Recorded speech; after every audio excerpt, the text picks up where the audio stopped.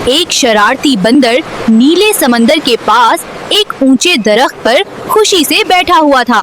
वो सारा दिन शाखों पर उछल कूद करता और जोर जोर से हंसता रहता था।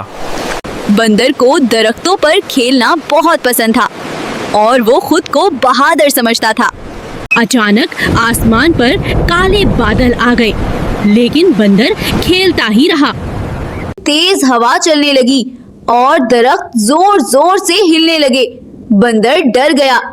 हवा इतनी तेज थी कि बंदर का तवाजुन बिगड़ गया और वो फिसल गया। बंदर ऊंचे दरख्त से सीधा गहरे समंदर के पानी में जा गिरा। वो पानी में हाथ पांव मारने लगा क्योंकि उसे तैरना बिल्कुल नहीं आता था। बंदर डर के मारे जोर जोर से मदद के लिए चीखने लगा। इसी वक्त एक नरम दिल डॉल्फिन वहाँ से आहिस्ता आहिस्ता गुजर रही थी।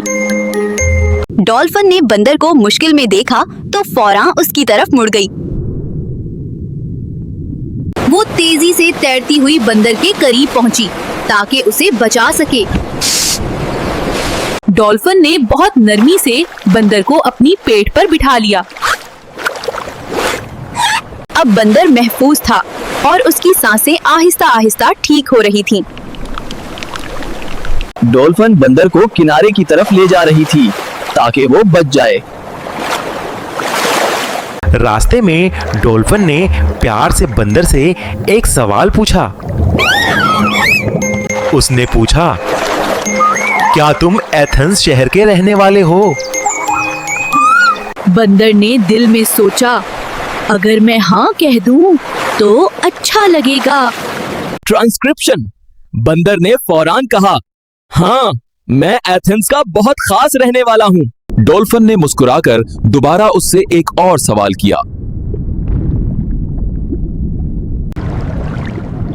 उसने पूछा, क्या तुम पेरियस नाम की जगह को जानते हो? बंदर ट्रांसक्रिप्शन। बंदर असल में नहीं जानता था, मगर उसने झूठ बोलने का फैसला किया। इसने कहा, हाँ, वो तो मेरा बहुत अच्छा दोस्त है। डॉल्फिन फौरन समझ गई कि बंदर सच नहीं बोल रहा। उसे बहुत अफसोस हुआ कि बंदर ने मुश्किल वक्त में भी झूठ बोला। बंदर को अंदाजा ही नहीं था कि उसकी बात गलत है।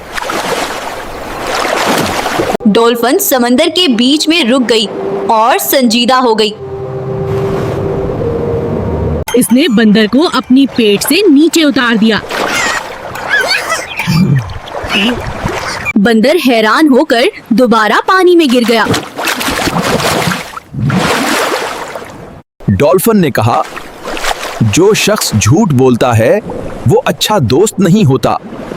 बंदर को अपनी गलती का एहसास हुआ और वो शर्मिंदा हो गया।